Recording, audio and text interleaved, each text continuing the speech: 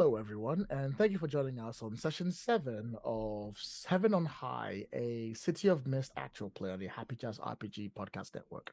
To see all other episodes of Heaven on High, please visit happyjacks.org/Heaven on High. And to find all the other shows on the Happy Jack network, please visit happyjacks.org. There's plenty to take a look from.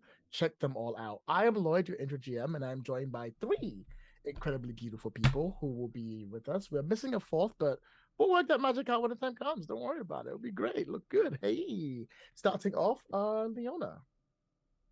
Oh, that's me. It's not Joe. Hi, I'm Leona, your intro player. I was like, why is it me this time? This is a plot twist. Hi, I'm Leona, your intro player. Today I am playing Shanti, aka Priya, aka Shanti Priya, our beloved vengeful ghost. We move on to Rose. Hi, I'm Rose. I am back playing your favorite character in the world, Holly Hart. And finally, we'll go on to Joe.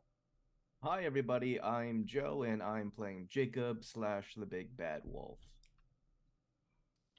Thank you all for joining us for this lovely game and everything that's in here. And we love each and every single one of you. And we love all of you out there who are listening in. But let's get to the meat of the product. So, last episode, we discovered a bunch of things that are very important. One, Venus got her groove back.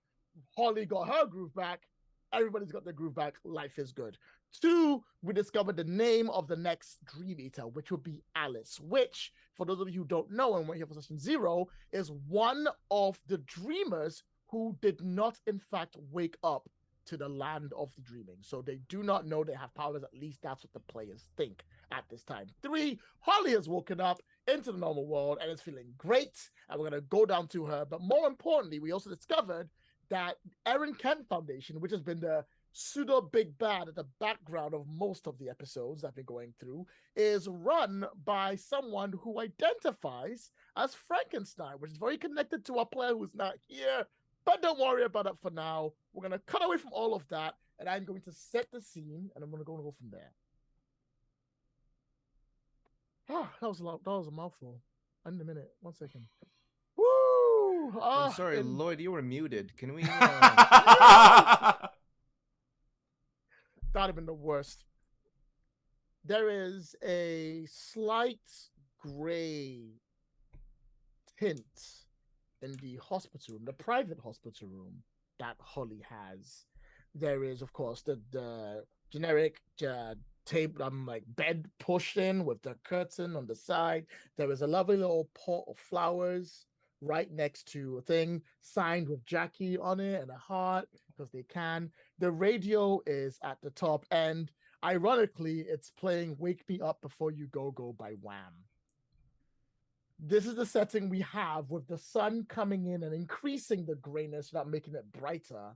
But the brightness is done when the door opens up and our 2 other characters, being Priya and Jacob, waltz in. The music goes a little bit higher for a second, but I'm assuming Holly at some time will reach up and stop the music when they feel like it. Otherwise, it'll be playing throughout the entire scene, so keep listening to it in the back of your mind, playing in that 80s radio style. So it's like, wake me up before you go, in the background of everything. Everyone, you have the wheel. So as you come in, you actually, the music as the door opens, it's been kind of playing as they come up to the door. They open the door, and the music starts to get drowned out by very loud bitching. As Holly is holding a cigarette high in the air as a nurse tries to take it from her. You can't smoke in here. And she's like, I don't give a shit. Keep going. It's great. Yeah, so that's going back and forth. Just back and forth, arguing, like, cigarettes over here, cigarettes over there. Just like... I feel like I should be surprised, but I'm not. Holly, what are you doing? And Priya walks in. She's wearing jeans and a leather jacket and a blouse. Like, I don't know. She's just kind of just casually, but casual chic. Is her vibe today. Eventually, the nurse does grab Holly's arm, and the camera kind of comes in, and Holly is noticeably thinner. Her cheeks are a little bit hollow. She looks reduced from what she was before. and she kind of gives up eventually, and the nurse stamps out the cigarette, throws it away, and walks out in a huff. And Holly, sitting there in a hospital gown, turns over and looks at Priya and Jacob. Hi. Hi. Keeping things interesting, are you? You ever quit smoking cold turkey and wake up with withdrawal? Ooh. It's not fun. Can't say I have. Ouch. Yep. And that's when she pulls the pack out that she had hidden, pulls out another cigarette, lights it. Jacob's gonna close the door. Thank you. Priya, like, goes to the window and, like, cracks it open. There's, like, a tiny, like, little, like, desk fan type thing on one of, like, the corner tables, and she, like, turns it so that the smoke blows out the window. Is Samuel in the same room? Samuel is not in the same room. Samuel's in a different room. You had the privilege of having your own room being who you were. Cool. But you have heard that Samuel is around and is awake and is also being kept in the hospital. Cool. You may visit him at any time that you wish after the scene. Holly turns and kicks her legs over the side of the bed, and there's this tasteful scene of her just pulling the hospital gown over her head and throwing it to the side, grabs the folded t-shirt on the bedside and starts pulling it on. Jacob turns around. And where are you going? Good question. Yeah. Sit. Like, arm goes through shirt hole, arm goes through shirt hole. I can't, Holly, I'm not even a nurse. If I let you do this, I'm gonna be in deep shit. I won't even be able to see you anymore. Get to the Holly, please. Sit, please. She sits there just kind of with her shirt on, no pants. Just who needs pants? Priya, like, bats her eyes at Holly to be like, please. She relents in not getting up immediately. She'll take it. She kind of sits there for a minute. Where were you off to? Anywhere else? I mean, I don't blame you. Hospitals are miserable places. It's not the hospital.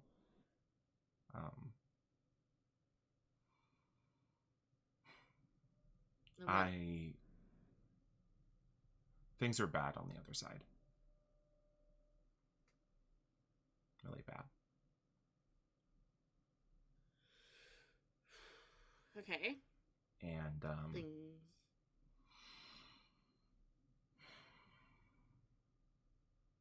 I need to change the scenery. And she grabs her pants and starts trying to put them on. Okay. Outside courtyard. Courtyard. Yeah, that's fine. She pulls on pants, doesn't even put shoes on, and starts trying to leave. I don't have to let you out like that. The kind of just like looks at Jacob for like help. If there's any help to be had, I don't think there is. Nope. Jacob's gonna open the door and just, yeah, let's go. Cool. Let's go before they hand us the bill. Oh, Christ. There are two orderlies outside who see you and nod, but they are like right next to you, and they do go, courtesy of the hospital, we have been told we're not allowed to let you leave the building, but you're allowed to walk around. We apologize. Courtyard? Can we compromise? Courtyard? Absolutely. Look at it, goes, yes, they nod and they come along. The other thing you notice, Rose, is how incredibly immaculate the place that you are staying in is. The ward that you're put in is mostly reserved for people who have paid a bit more for private. Okay. Since she's got the orderlies with her, she's gonna turn to one of them and say, "Who paid for this room?" They look at each other and they go, "We just work for the." One goes, "We just work for," and the other one says, "I've been told to tell you, thank you. Our debt is paid, Venus." She kind of steps away from them and goes, "Okay, that's one person off the kill list for now." And just kind of. Oh, you have no. Oh God, we have so much. Right, you. Right. Okay, courtyard.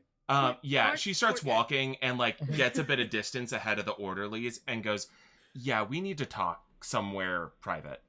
We definitely need to talk somewhere private. We're gonna pause here and we're gonna cut to the courtyard. I'm assuming unless you want to do something between now and the courtyard. No. I'm going to assume you have told everything to everyone. So Yes. the entire escapade, the last 3 episodes, and everything to do with Rose and the dreaming. But feel free to now jump in with the parts you want to emphasize. Yeah, I think we'll kind of end on Holly saying, "And after they were all dead, Venus showed up and offered me a deal. The Okay. axe for our freedom." The axe? Yeah, you noticed I didn't have it? Yeah. You gave her the axe. Yeah. It's not like I really had much of a choice. Okay. You want it back? She kind of sits down. Holly was pretty brief with her description of what it was like being in the dream for that long and what exactly she was doing. Mm-hmm. And she kind of sits there and goes,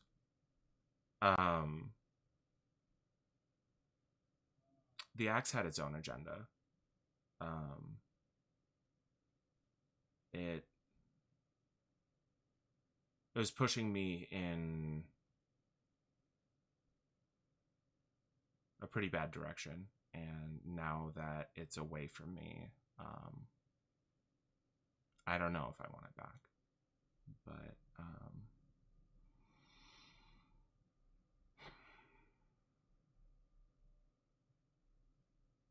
Understandable.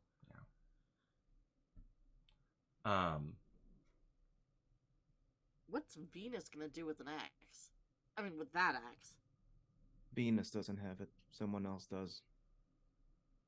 Who? Yeah. Someone the wolf's got some bad blood with. Right. Yeah. Don't be vague. Who? That guy that liked you. Oh, son of a bitch. And Lloyd, correct me if I'm mistaken. I'm pretty sure he walked out with your axe when I came to see you last Yes, time. definitely walked out with the axe. And yes, you have met them before. They were the ones that took all the old people out of the old people's home. Fuck. Pretty sure the wolf recognized them from the other place too. He tends to be part of the story. The woodsman. I'm sorry. Venus to tell is you like back this. on the kill list. I don't know if Venus had anything to do with it. She's the one who took the axe. She's the reason he has it. It's alright. The wolf's been wanting a rematch for a long time. Maybe he'll finally get what he wants. Right now, all I care about is you. Thanks. Like, I know it's hard because you have a kill list. But take a couple days, please. Actually rest, because you weren't resting. I've got work to do. Don't we all? But you can wait a couple days. Yeah, maybe. In the meantime, what's our next move? We need to talk about Alice. Yeah. Clarification. All right. Is Go on. Alice, was the note the name of the current Dream Eater or the next Dream Eater? The next Dream Eater was the Mm, name that was written up there because that's what she promised. okay.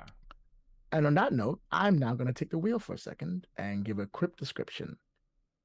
So, before I do this, is it okay if I describe Alice, or would any of you like to tell me what Alice looks like? Because I've intentionally left that vague for everyone else to go for. Go for it. Okay. So we see an alarm go off on the side. It starts blaring at like 7 a.m. and a hand reaches out. Slightly darkened skin hand reaches out and hits the button. And then this woman pulls this cover of her head. Her hair is like an incredible immaculate afro at the top, and she looks absolutely tired. And she looks around her looking incredibly tired, and she sort of pulls herself up, and then she sort of like straightens her hair, or at least she tries to, but you can't do anything with that fro. She looks to her left, and you see someone's like asleep, just snoring away, and she's like, ugh, and rolls her eyes, and then we see her go into the bathroom. We have like constant shots of her like brushing her teeth, doing her makeup, sorting her hair out. The fro now becomes like a bun at the back, and oh, I disappeared on the screen. I can't remember. I can't move too far back. The fro becomes like a bun. Ah, I did it again at the back. Apparently, I'm not allowed to wear hair on the back. You're a wizard, Lloyd. The fro becomes like a bun at the back. She straightens herself up. She sorts herself out. She seems to make herself look as best she can. She walks out the door. She's going towards the door, and the person in the bed's like, "Honey, I love you." And it's like, "Yeah, I know." And she slams the door behind her. She does. You see her going down. She's like dressed in a nice suit. She looks great.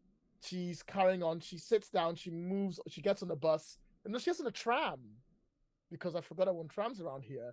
She's on the tram. She looks around, looking very happy. We cut to her moving up towards the building she works at.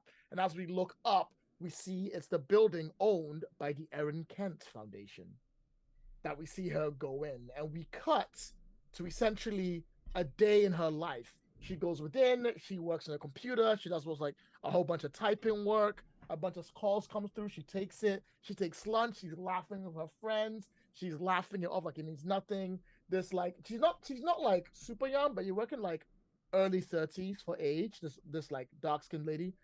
She finishes up, she goes to the bar, she gets drinking with her friend, she has a laugh, and then we see her finish up and then go home, fall asleep, hit the bed and the pillow, and it's not her eyes close, and it hits the pillow. She opens them again immediately as the alarm goes off, and she looks at it strangely, and she looks down at the man next to her, and then we see her go through the same process again of like brushing her teeth, doing her hair, going through it, getting in the tram, going to work, talking, doing the computer, doing everything else, coming home, putting her in the pillow, waking up, immediately the alarm goes off.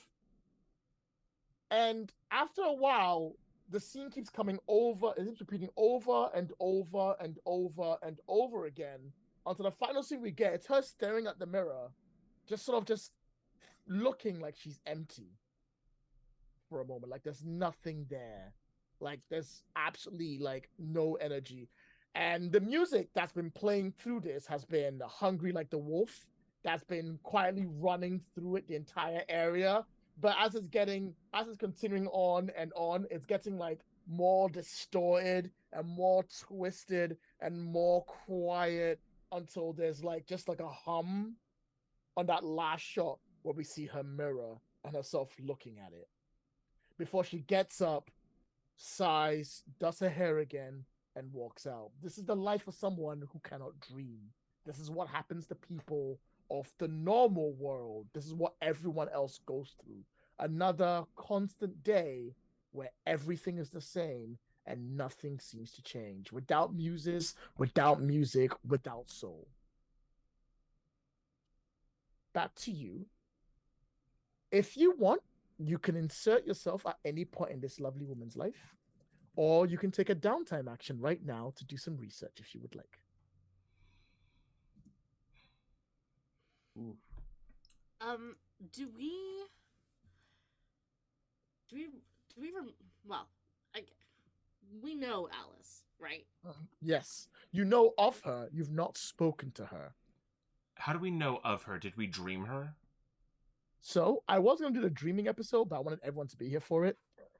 During the first encounter where you all met in the dream and discovered who you were, she was there too.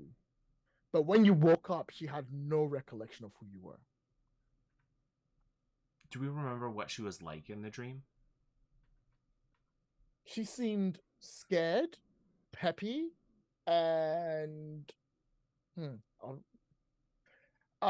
not confrontational, but fairly is the word I'm looking for.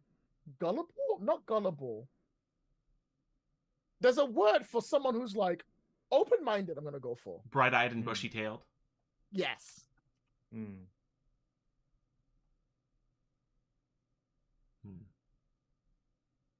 But she sort of just went, well, this is kind of fun. I don't know what's going on, but okay. And we'll play that properly when we have all 4 players. Because that's what I wanted to open with on our first episode, but we had a lost player, so I didn't want to go for it. So But we that's what haven't you know for met. that. We haven't met IRL, like in real life, face to face. Then No. You may have Okay. tried to get to her to be like, hey, you Right. remember me? And she was like, Right. stalker. Psst. Got it. Okay. Okay. Got it. I don't know why she decided to do this. So, I don't know. So she was never part of the crew. She was never part of the crew. Got it. I think Holly's gonna kind of say to everybody that the last few times you've gotten directly involved with someone, it's gone badly for them. Yeah. Let's try and dig up what we can from a distance before we show up and say anything. I agree. Sounds good to me. That sounds to me like you're going to take a downtime action. Now, for the interests of us all in, and because there's 3 of you, everybody gets 2 downtime actions this round. But only 2, and then you got to get to the action. So use them wisely. You may also not do the same thing twice. That's fair. And all statuses, all tags that you had before previously are gone. Oh. So if any any tags on yourself, all of it's been wiped off. So you're all clear. Okay. Cool. Okay. Can we get a pop up of the downtime actions? Oh yeah, I'll That's probably very help helpful for me. I'm that just helps gonna me out a steal your lot. sheet, Holly. Thanks a lot. You're the best. Love you. And How bam. dare you? Awesome. Thank you. I'd like No, to we're start gonna off with. quit. I'd like to start off with exploring my mythos. Like to start off with Exploring my mythos. Yeah. Yeah, right. Describe to us. Tell us what you're doing. So and then choose one. we cut to a few days later. Holly is in a bathroom. And her hair is, you can see on the bathroom counter there is a box of blue hair dye. And there is an electric razor. And you see, kind of from her perspective, setting down the electric razor, and then the camera pulls up, and you see Holly looking in the camera. The sides of her head are shaved, except for the 2 sideburn points. She has kind of this really thick, kind of maybe 6-inch long mohawk, and it is dyed entirely blue. She kind of sets down the razor, reaches over and picks up a entirely mundane looking electric guitar, and walks out into it's an old abandoned hotel, and she's on the 2nd floor balcony, and you kind of walk up and she is flanked by these stacks of amps, and she hooks in the guitar, and the camera kind of pulls over, and there's just I don't know if you would say, would her first concert back be sparsely attended or packed? I feel a coma is good for publicity. Yeah. And Holly kind of walks up to the mic stand, and she turns to the crowd and goes, "It's time to burn it the fuck down," and starts shredding on the guitar. The song is gonna be "Dig Up Her Bones" by oh gosh, I have that somewhere. It's by the Misfits. And the lines we kind of pay attention to are: "Point me to the sky above, I can't get there on my own. Walk me to the graveyard, dig up her bones." And we cut to the end of the show, and this is actually going to be kind of both of my moves. The first one is explore my mythos. The question is, it's going to be Viva la Revolution, who's ready to join the cause? And basically she is trying to use the concerts and the kind of disaffected people who show up to kind of build a network of people to kind of start organizing. And she hasn't started to really say what it's for, but it's people who are sick and tired of the way things are. So, Holly, this is your first time being a basically three mythos in. So Holly may not have realized just exactly how far her reach is going, but currently there are posters of the work you've done all over the walls in every dark, dingy dive bar that's ever existed, in every area that the disenfranchised and the disheartened live. It is spreading slowly but surely amongst everything else. And as you are getting the word out, you can feel eyes are starting to settle on you. Things are starting to feel a lot more real outside of what your work used to do than before. You can sense and feel the people who are paying attention to you. And how you feel about that, that is on to you. You have one clue and may ask me a question. Okay. You may save it for the end of the episode if you like, or you can use it up. Yeah, so the clue is, what can I ask with that clue? Any question? So, or is it just relating to my mythos?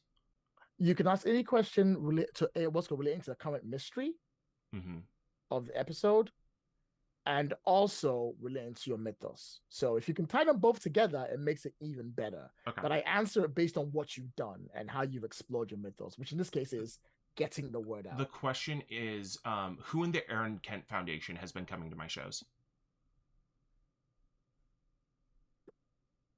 Like, somebody in that organization just feels ground down and dehumanized and hopeless with how things are. You don't recognize her at first when she's coming in, because she tended to wear a hat over her fro so you couldn't see it. But as things have gotten more and more wild, she's let it go. She's worn a bit less to make herself feel free so she can just enjoy the music and dance down. And although she's always on her own, standing in the corner, her presence has always been more clear with every time she turns up. Alice turns up to every one of your shows. Fuck. That was right. not intentional. Hey, hi.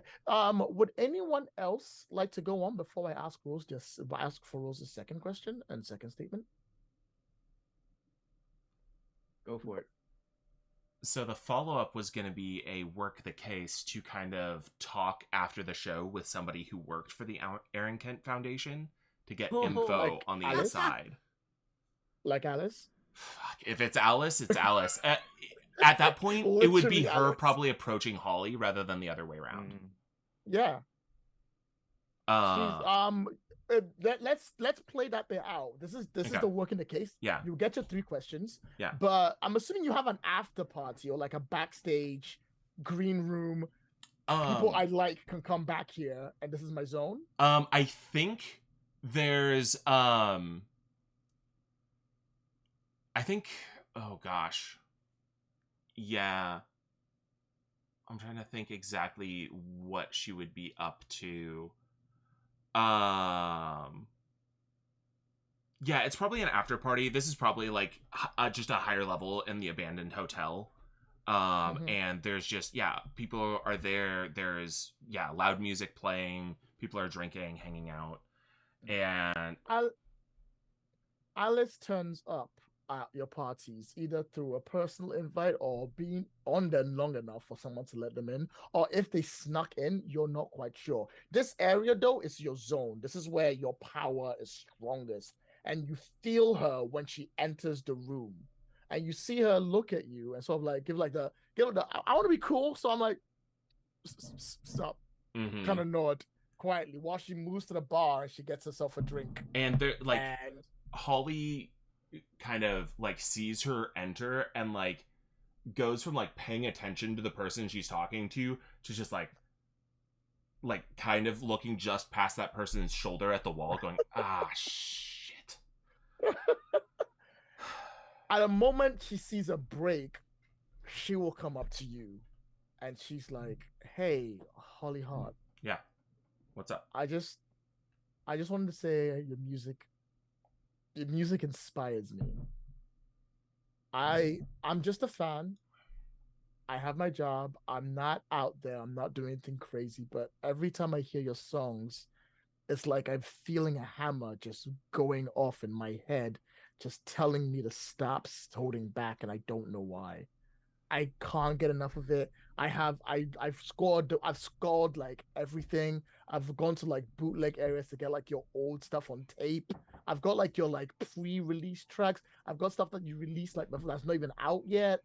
If I could record the show without being caught, I'm not gonna lie, I would. I love everything about you. Would you like a drink? Sure. That'd be great. And Holly just kind of cracks a beer open, and sits down. We'll say just like on the like windowsill of the hotel room, and just kind of is looking out and kind of a bit in a panic, but trying her best to kind of play it cool. Of just like, she literally just told everyone that pulling these kind of people of interest into our world has been bad for them. And she just did exactly that. And she kind of is sitting there and like the song changes.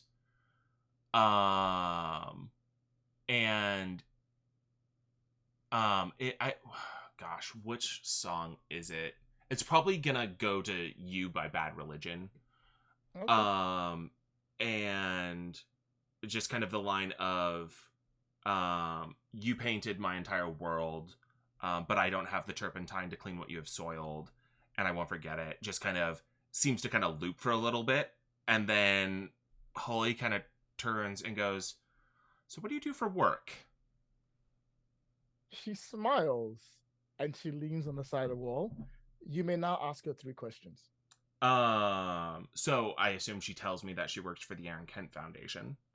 And basically, you ask your questions, and it will be you picking up what she's saying, because she's very eager to talk to you, and she won't realize she's saying something bad. Yeah, I think the first question is gonna be, where does Aaron Kent live?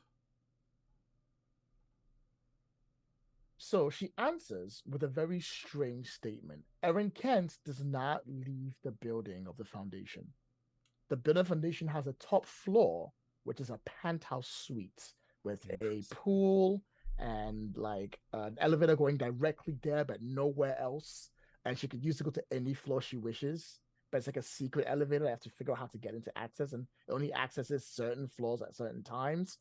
It has a helicopter pad at the top. It is beautiful. It's stretched out. She's heard rumors that it's got like a piano, like a massive grand piano in the middle, and like a dance floor at the bottom, but no one's ever been seen dancing up there. And has like multiple cars of different types laid out within the point, but nothing concrete. But she knows that Larry Kent lives and dies in the same foundation building. Lives and dies. That's an interesting statement. What does Alice do at the Aaron Kent Foundation? Like, what is her job? Alice was brought on for advertising, because that's what her specialty was in pushing through that. She wasn't quite sure she was doing a great job, but the years of working with the Aaron Kent Foundation has really taught her a lot about advertising. There was a whole thing that came up recently about a perfume that she was helping to be the forerunner for, that she was very proud of. And it was so good that Aaron Kent themselves have asked for them to come up to see them at some point soon. They're hoping to make an appointment and find a day that Aaron Kent will be in and not at work to do work with. Well, Aaron Kent doesn't leave, so Aaron Kent will always be in. But yes, if but they'll be free is a different thing. That's fair. Last question. What does Alice know about the Orr Productions contract? Alice doesn't know much about the Orr production contract, but she definitely works with people who did. She was assigned, when she first got in, to help negotiate a plan with a woman called Venus in order to sort out and negotiate their way through the Orr production group contract. She is currently still working through it because apparently there's a problem that came up recently where members of the Orr Foundation have been basically quitting their jobs. One of them has gone missing. No one really knows why. She's still trying to untangle the whole thing out. But her visit with Venus were cut short recently because Venus's front man had told her that Venus was not feeling well. But soon, Venus will be allowing to accept people back in, and she's looking forward to seeing Venus again. Good to know. Lovely talking with you, Alice. She's like, hey, could we talk again some other time? Yeah, come to the next show. I mean, outside the show. I know this place. It has got the best burgers in the entire world. And I think you would love it. Holly, sits there for a second and remembers the last person who asked her out on a date and says no. And she goes, I'm sorry. It's fine. I don't know what I was thinking. No, it's not you. You're lovely. No. You got things to do. You're a famous person. I don't know what came out of my. I'm gonna go, and it was nice talking to you. Yeah. Yeah. She stops and grabs her by the shoulder and says, "Come to the next show." Sure, I'll be there. We can talk more then. Okay. And Alice leaves. Right, your downtime's finished. Both of you have downtimes. What would you like to do? Priya, if you have anything, go for it. Yeah, I do. I would like to give attention to one of my logos to start. Oh, let's go! I think Priya is kind of reeling a little bit. I think she's definitely had moments in the past where she has done things to protect women that has caused those women to be like, get away from me because you are a scary bitch. Fair. True and fair. She did also just recently burn someone to death. Granted, it felt justified because they were a dream eater, at least partially. So she feels very justified in this, but it's kind of Priya today is a lot more soul searchy than normal. It's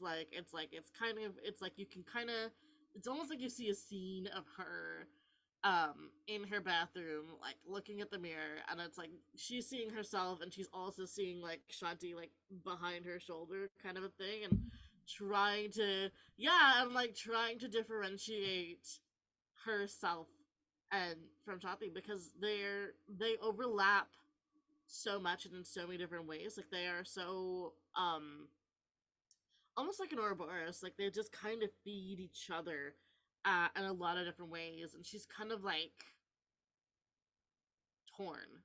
She's not 100% sure if like does she want that? Does she want to embody Shanti, or does she want to break away and be her own person? She's not 100% sure. Which is why today she is giving attention to her logos because she's not 100% sure yet, and trying to push back a little. And I think she is going to I'm gonna go with Queen of Hearts be the logos that she is going to work on, and ideally mark an attention on. And she's going to go do some auditions, go try to, do a little bit of like publicity stuff, talk to like her PR person, talk to like her agent. Like she's trying to do all of the like mundane Priya things to kind of recenter herself. If I may, I think going to Julieta as Queen of Hearts is a really good way to help as well. I think she'd love to be, I love Julieta to be in the scene, like finding auditions for you, passing you papers, helping you. that'd Like be Julieta's great. like, I'm here for you. Let's go. We work together. Yes. And like we get Julieta coming in. She's like, I want to help out. I want to make sure the papers are done. I'm here to help you find out. She's like pulling off things from like walls and being like, look at this, look at this, look at this, look at this. It's gonna be really good. I could be in it. No, you be in it. You're better. Sorry, no, you should be in it, Julieta. No, you should be in it. No, you. There's this like weight on Priya's chest because she's not telling Julieta what Nandi Ora did to her. She's not. She will not break Julieta's spirit and be like, Nandi Ora was an awful person. Like, she just can't. She wants to do good. She doesn't want to, like, give any indication that there was something awry there for Julieta in that moment. So there's just, like, that little, like, weasel of guilt in her stomach. But she's there. She's present. She's doing all the things, and, she's laughing, and she's having a good time, and she's ignoring the guilt. And yeah, trying to do the thing. All right, that sounds fantastic. I think that's great. Mark attention on Queen of Hearts. I shall mark an attention. You have one extra downtime. You can choose to use it, or you can hold off. If Jacob is ready, then that's cool. If not, I could keep going. Go for it. Go for it. All right. Let me pull the list back up. I was thinking of working the case. Ooh, all right. Go on. I've been debating this whole time. Between working the case and preparing for the next activity. I think I will work the case. Because at this point we very much understand that like the entire situation is kind of to do with Alice. Like that's kind of our focus right now, right? It's kind of Alice case-wise. And I don't think she wants to meet Alice, but I do think she wants to get like an idea of Alice's routine. Like she's trying to be very like keep Alice at a distance, like maybe ends up accidentally being a mild stalker. Like trying to figure out Alice, so she's like Googling her online, like trying to find out her LinkedIn, her Facebook, like whatever she can find. remember 90s. Wait, we don't have that. You have to do the hard way. You gotta you gotta do the spy thing with the camera. You gotta be straight up creeping. The phone you gotta be looking at the phone bugging. Yeah. You gotta look through her mail. I don't know. Yes. Oh god, it's old school stalking, not new school stalking. It's the fun kind. It's a mess. Priya's absolutely put on a wig and an outfit because she, God forbid anyone recognizes her. Like she has put on an entire disguise kit so that if anybody sees this weirdo stalker, it's not Priya. Shanti's like, okay, I don't know what this is, but I'm gonna go away and I'm not coming back till this is fixed. Okay, I'm just not dealing with this. I'm not nope. Bye. She goes off. Fine. God. All right, I think that's fair. That sounds good to me. You got your 3 clues. What would you like to ask? I guess because I'm dealing with kind of the more mundane side of Alice.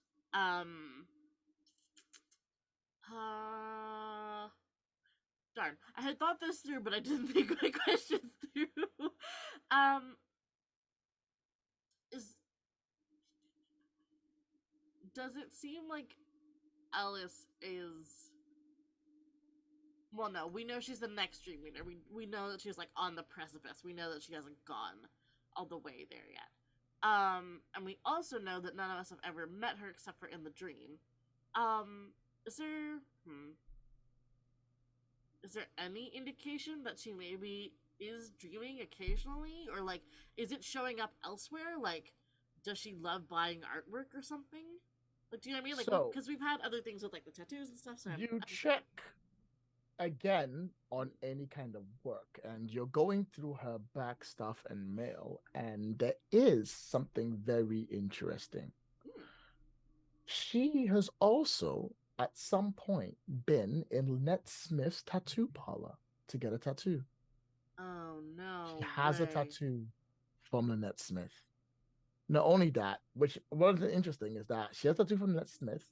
She works with the Erin Kent Foundation.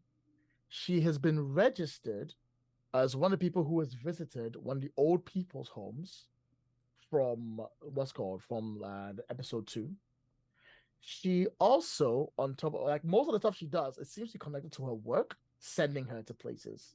So everything that she's done so far, connected to any of those locations she's been through, has been through work she's been doing with the Erin Kent Foundation. So even if she's not dreaming, she has been connected to every single thing that you have been investigating so far. That is terrifying. She is going to grab every single. I assume she's like digging through her trash and is like going to grab Yeah, sure, why every not? relevant scrap from that trash that was like related to every single last thing and like pocket them. Does it seem like the Erin Kent Foundation is essentially preparing her to become the Death Eater, the Dream Eater? Like, it's not that she's like it's like someone else is making her like a Dream Eater in training, almost. Like, that's what I'm getting at, rather than like you looked through like her stuff and you gain access to like her like a copy of her like journal to see times and stuff, like a piece of paper she's thrown out that she's not using anymore that you get a copy of, and you realize that although she's listed as to be working with Venus, it seems Venus has been teaching her stuff to do with advertising. Lord Almighty. Okay. It's most likely, at least let me just correct that. She's been going to Venus's location, house, and spending a serious amount of time there that could be steadying to becoming the Dream Eater. Okay. Maybe that's what she's doing, going to Venus's house to do that and spending time with Erin Kent doing advertising stuff. You reckon, given the mundane look, this is someone being prepped to do something big. If it's Dream Eater, you're not sure. If it's because she refused the dreaming, but she's still connected, you're also not sure. But that's what it looks like. Okay, that makes sense.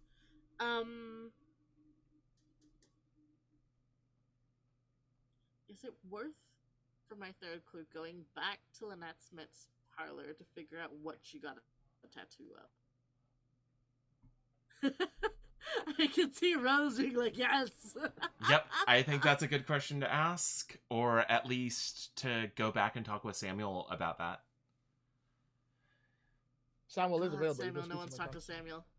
Yeah, Samuel's also been discharged at this point, so you can go speak to Samuel. Samuel is available to talk to. Okay. Well, 2 birds, 1 stone. Let's talk to Samuel, and then I can ask about the tattoo. All right, we're gonna play that part out because we're gonna go on with it. Yeah. So you come in towards the tattoo parlor place, and you can see it's being dismantled. Like, the signs are being taken out. The place is being like repainted, and you see Samuel's there. Samuel looks very, very frail, but also looking as pepper as they possibly can be, and they're like painting the walls and making the place look as fresh as they can. And they see you come in, and they're like, "Oh, hey Priya, how's it going?" Hi. I don't think we've spoken properly before, but it's good to see you. No, I don't think we did either, but it's good to see you on your feet. I like to say we haven't spoken before. I've dreamt of you, What? at least in some cases. It's not always clear where I was when I was asleep, but I dreamt of you. I also dreamt of Jacob. I Oh, also dreamt of Adam, but I mostly dreamt of Rose. It's it's weird. that I that don't is dream weird. as much anymore. In fact, dreaming isn't happening as much as it used to, but it were fine dreams and I remember parts of them. I mean, it might be a good thing that you're not having as many dreams. What did you see in these dreams? A lot of things. Honestly, I wish I could remember, but it's all fading like it's nothing. I Sorry. remember you though. You were on fire. Wow, that's interesting.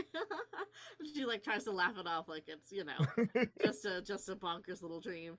Totally You totally set the not. world ablaze. I remember Totally. that phrase. Oh really? Oh hmm. Wow. Well, that sounds like maybe an upcoming role for me. Hopefully, you never know. Huh? Um, Maybe it'd be good. yeah, What can I do maybe. you for? I'm since Lynette's gone, I figured I don't really need this place anymore. Yeah, are you selling it? Don't know yet. Well, fair enough. Fair enough. Um, I know I don't want to do tattoos anymore though, I can tell you that now. don't blame you. Um, I was wondering about a client of Lynette's actually. Her name was Alice. I was wondering what tattoo she got. Do you have a Well, record? hang on. And she grabs like a book. She grabs like a book and she's like, well, Alice, right? Was the name? Alice, yeah. Lynette always keeps an image of every. Well, she kept an image. Well, I guess I kept an. I'm really confused about that, but an image of every single tattoo. There's a lot of Alice's. Can you cut down the description a little? Melanin skin, afro. Oh, I got one right there. That's a cool one. What is it? It's she points out he points out and you see is a tattoo on her chest just above the breast, but not below the breast because camera work and PG-13. Just above the breast, directly there is something that looks really weird. So the first time you look at it, you can see the color that is on it, right? You know the usual like special color that's painted on it, but there's two pictures and they've been labeled before and after. And those are taken at the same time. The first one is a swirl of color that seems to be looking really cool. But the second one is just pure black, absolutely left on its own. And the really strange thing that looks like it looks like it's a girl like reaching her hand out dramatically towards like a sun. So she's like cupped like this to reach for something. Like little girl hood hand reaching out to grab something that seems to be glowing in the air above it. But the color's faded, and as it's faded in the second picture, that beautiful, vibrant little girl reaching out to grab something has turned into what looks like a tattered cloak reaching out for thorns. Wow, was this a cover up job, Samuel? I don't know. I don't know why there's a before and after picture here. I mean, But I assume it was a cover job. I guess. Hmm. I mean, if you know her, maybe ask her. Yeah, maybe I will. Thanks. You're welcome. Hey, if you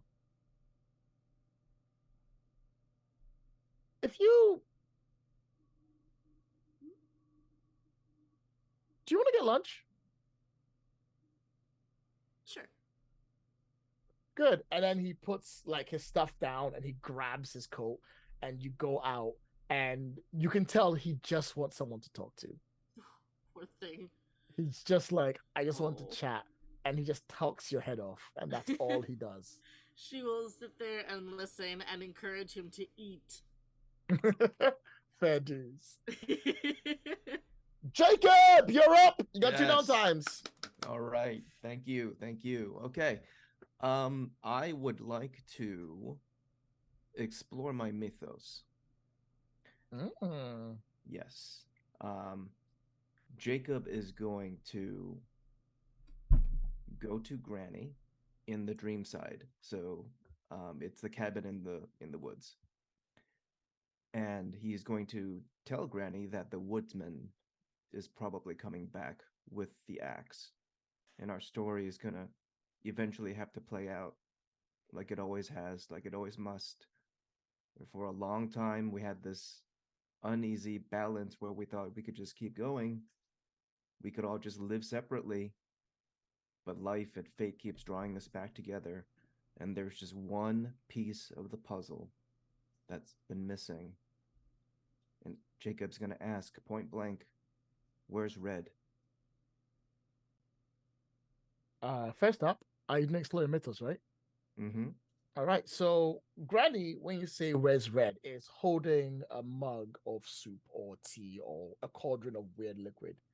And they put it down. And they sort of like stare at it for a bit. And they look up at you and they go, there is no Red. There's always a Red. No, not in this time. There should have been a Red. There isn't. A Red hasn't come back? No, no, no. There isn't a Red. There never has been a Red. There never will be a Red. That's the problem with the story. That's why it's not played out like it normally does.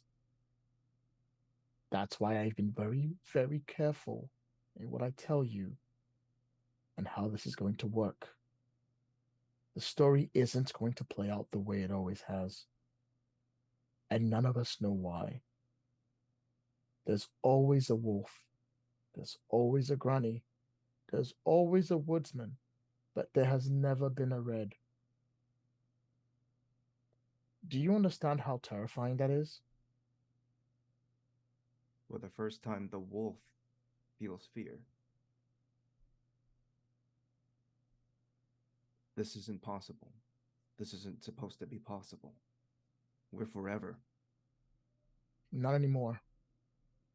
In fact, we have never been more mortal than now. If you have anything you would like to do, I would suggest you get it done soon. Because if there is no Red, there is no us. And I don't know how long we're going to last. This changes everything. And she We goes, need the "Ah, women." you tell me, right?" And she starts to go, she goes to a normal status and she starts Mm. sipping her tea. She's like, "Oh, finally caught up." We're gonna need everybody on this. No, we will not. This has to play out the way it is. Maybe it's time we stopped. Maybe we've had a good run. I can't accept that. And I can't believe you're accepting that. You will. In time. We're not just a story. We're part of the order of things. Even order is written in paper.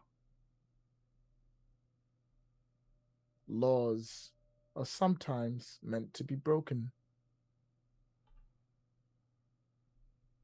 Perhaps the chaos of the waking world will affect the chaos of the dreaming world. But you know what? That's future you to worry about. More importantly, have you come to fix my radiators? I'll take a look. Thank you. Get going. Have you seen or heard from the pigs? Not yet.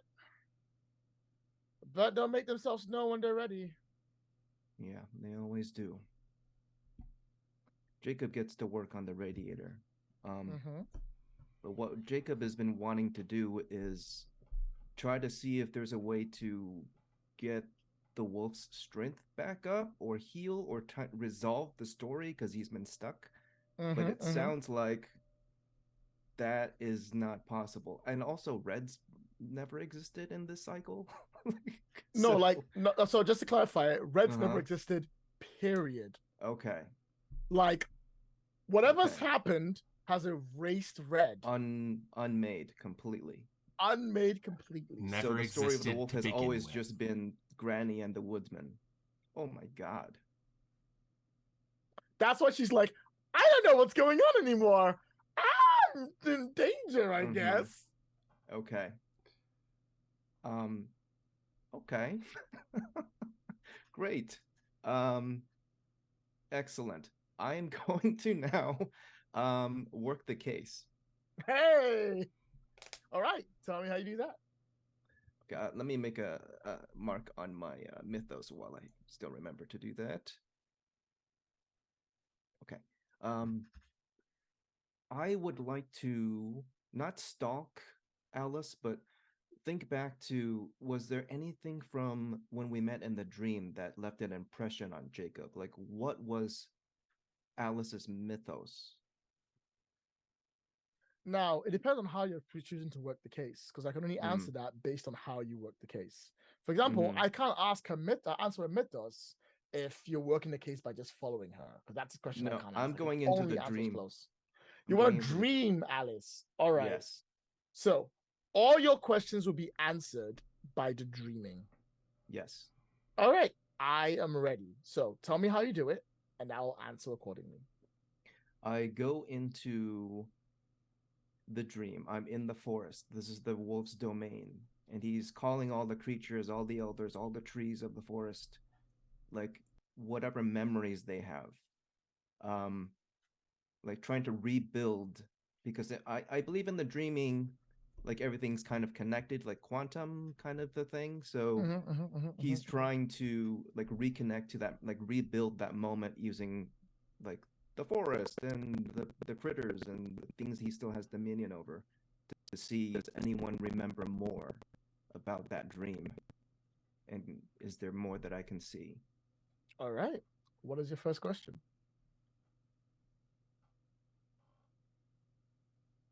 Did Alice want to be separated from her mortal self? Or we haven't played. Did that mythos want a separation? We haven't played through the dream itself for what happened, so I'm going to summarize this in phrasing so that next time we do it, we can actually go through it. Yeah. Alice had no problem hanging out with Yusla, and she was absolutely down for trying it out, it seems. Or at least trying to find out more if she can. If something did happen, it happened to her. Your thoughts the first time was that the dream eater got to her and took her mythos, like it's done for the rest of you. But as you're going through it and working through your brain, it doesn't make sense as to when that would have happened. You all had the same dream. You all woke up without a problem. She should have just had the same thing happen. Is it maybe the fact that not that Alice had something happen to her, but maybe Yusla had something happen to you?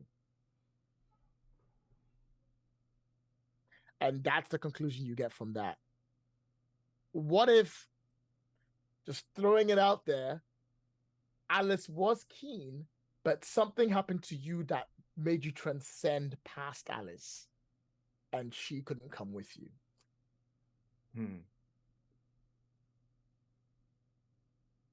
Okay. That was the first question. Okay. I have 2 more? Okay.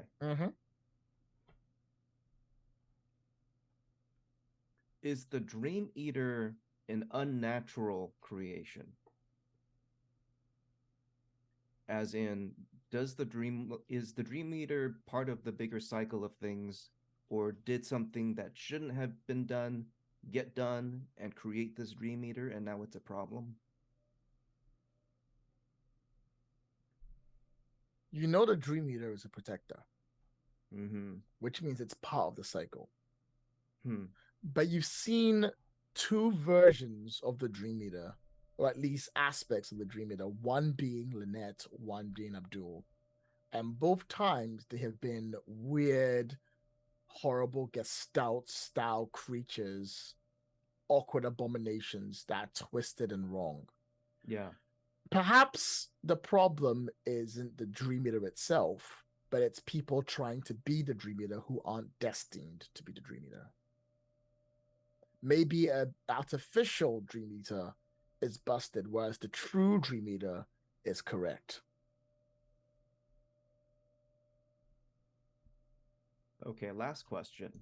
Go on. Out of all of our encounters, have we ever encountered the true Dream Eater in the way it was intended to function, or have we been only encountering the artificial want-to-be Dream Eater?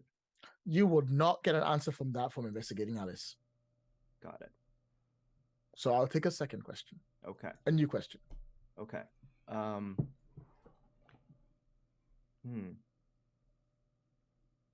I'd like to poll the audience. Does anyone have a...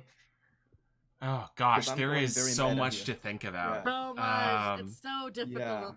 Oh. I'm sorry, No. everyone. I'm No, trying. No. That This is was not great. bad. There's just so much interesting Yeah. stuff going on It's just that, like, trying to how do narrow I- it down and choose which Yeah. threads to chase Mhm. are difficult. Always remember, even if you fail to chase like all the threads, they will all lead to a single ball. So don't worry about it.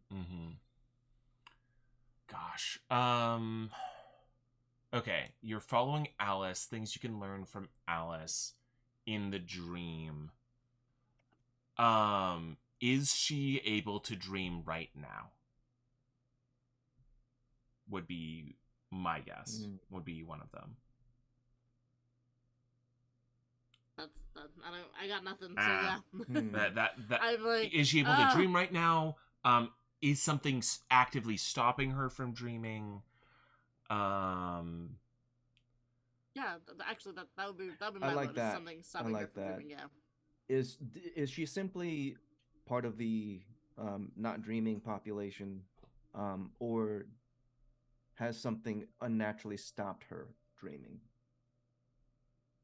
Given that you're trying to recreate the memories of Alice and keeping things linked up, and you're expecting that version of Alice to be connected to Alice, and that's when you realize that something is not right with Alice's dreaming.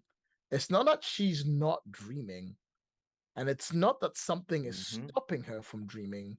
It's just whatever connection she has to the dreaming world, it's not one on the level that the rest of you are on. To her, she isn't dreaming, but something is happening. Something is happening somewhere. And you're not quite sure if you're on the same level as her to see it. Coming back to the point of, is there a reason why she didn't join you because she was changed or you were changed? Maybe there's another level to all of this that none of you have seen yet. It's Chinatown, baby. Forget it, Jake. It's Chinatown. Yeah. Okay, that's me. Forget it, Jake. It's High City. Question. What would you like to do? I'd really like to go see Samuel. I think that's fair. Why y'all come over and see Samuel? I'd like Holly to get some time with him alone for a little bit. Yeah, that makes sense. All right, let's do it. Let's play that out real quick. Then Leona, Priya and Jacob can enter the scene later if they want to join. But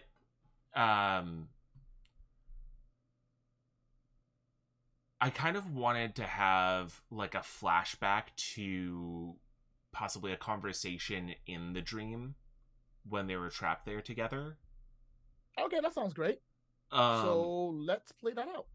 So the scene where Holly was like standing on a pile of corpses, that repeated multiple times through stairways and hallways and kind of non-Euclidean space, which non-Euclidean doesn't actually mean what people use non-Euclidean to mean, but whatever.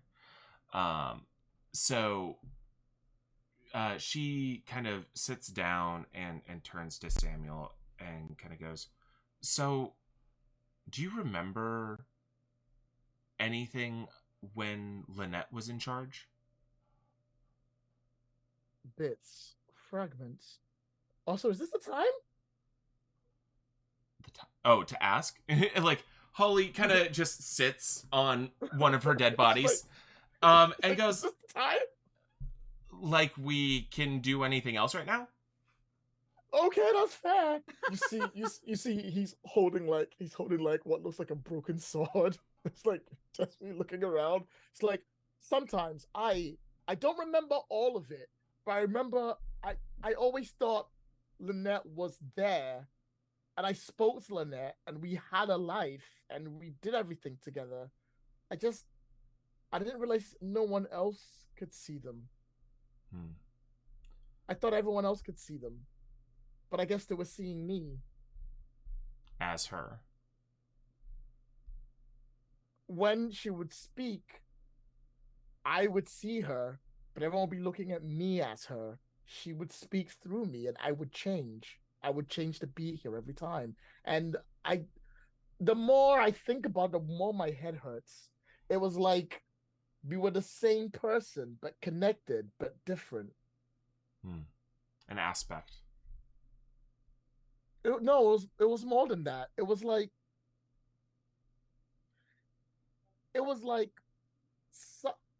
we were definitely separate people. I feel we were separate people. I don't feel she was part of me, but we became one. Like something from me. This is okay. Don't be weirded out by this, but it was like I gave like birth Holly, to her. like points It's at like, her okay, own fair. dead body that she's sitting on. It's hard to do That's that fair. here. I gave birth to her. She's not an aspect of me. She came from me, but she was her own person. And that's the part that scares me. I always wanted to take care of her. I guess I kind of saw her as my daughter, but also my sister, but also something else. My daughter, my sister, my daughter, my sister. Slap. It is Chinatown. I want to say I'm glad to be back to normal, but I'm not. I miss her. I don't know what happened. I don't know if she's even still alive somewhere. Do you think if she came back, she'd try to do it all over again? I don't care if she did. I don't think I would.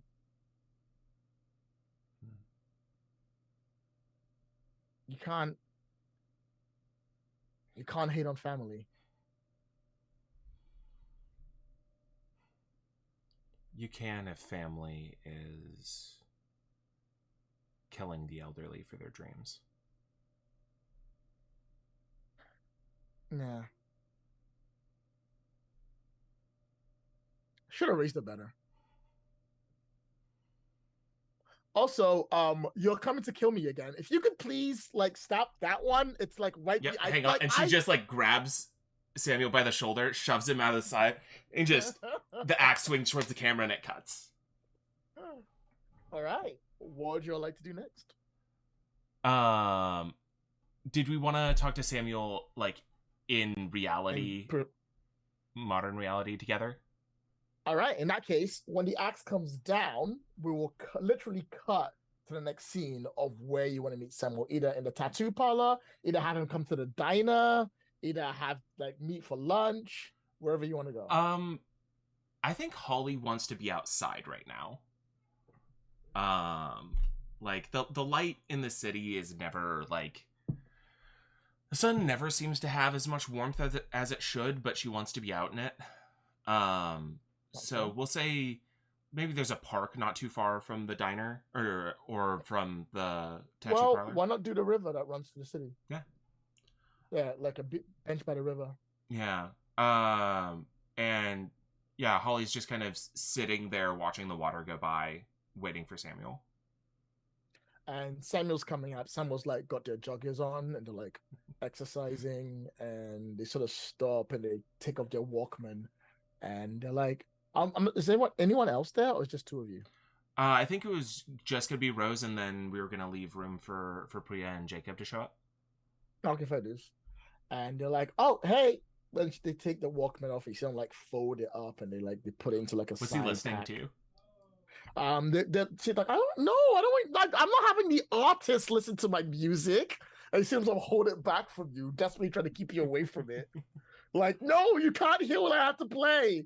And they look really red, like they're really embarrassed by it. Holly decides to let Samuel keep his dignity. And they're like, oh, thank you. they put it in, and they lock it up and they put it down.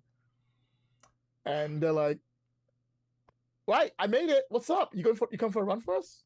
Not right now. I wanted to see how you're doing. I'm all right. I'm doing better. I finished painting the place up back to the white that it was when we first bought it. It's looking okay. I fixed the door handle when it was broken. Everything seems to be pretty much back. I'm thinking of putting it in the market. I don't really have anything I want to do with it. And then when I'm done with that, I guess I have to kind of get back to the working market, I guess. Holly kind of reaches to her side and pulls out a bag and hands it to Samuel. It's like, oh, what's this? Hope for a better future. And should I open it now? Yeah. Inside is stacks of cash. Holly has left her apartment. She sold her car, and pretty much sold everything she owns. I can't take this. Well, I'm not taking it. No, I don't think the pigeons need it. You can't just give me a bag of money. A bag of money. You can't just give me a bag of money.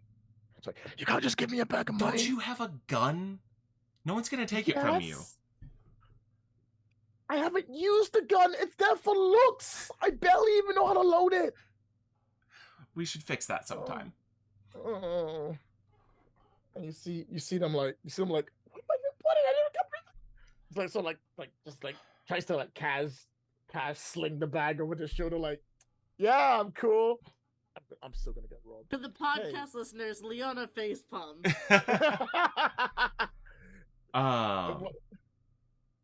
You see him go. I thank you. Yeah, I'm really sorry for everything, and I'm really glad you're doing all right. Don't be sorry. I'm gonna be fine. I mean, okay, fine. My sister told me not to be my sister. I got trapped in some weird nightmarish hellscape for a better part of a month. Almost died multiple times. I may be blamed for the death of hundreds, but other than that, I've been better. That's good. How are you doing? I know you are like, full on super soldier Buffy the Vampire Slayer, but if you want to stop and just have a few words, or if you need anything, you can just call. Thanks. That means a lot.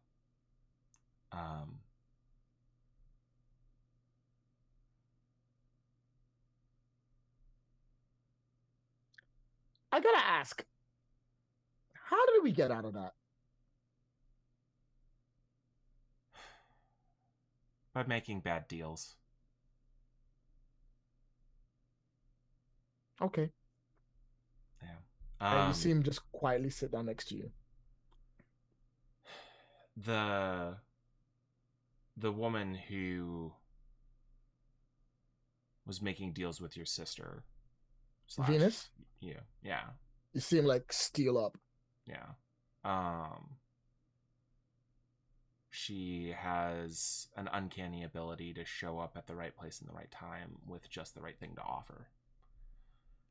And that's how we got out. I gave up a part of my music maybe a part I'm better off without.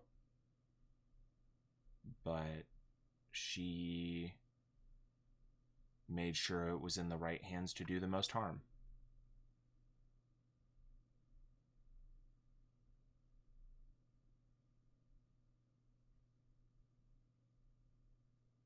He sort of nods quietly, and he seems to swear under his breath, and he goes, "Well, can we get it back?" I don't know. We'll find out. He's not an ex, but like we kind of had a thing. I don't know. It's like if it wasn't for the magical murder axe, it would already be awkward. But he's a good guy who I wish I'd been able to keep out of this.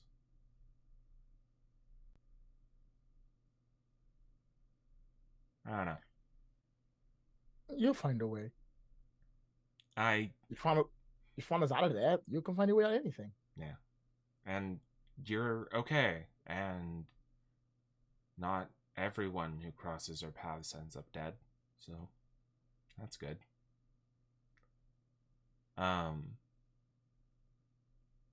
Let me know if if you are going through a really hard time and things aren't great, I've been listening to these self-help things. They've really helped me focus my mind a lot.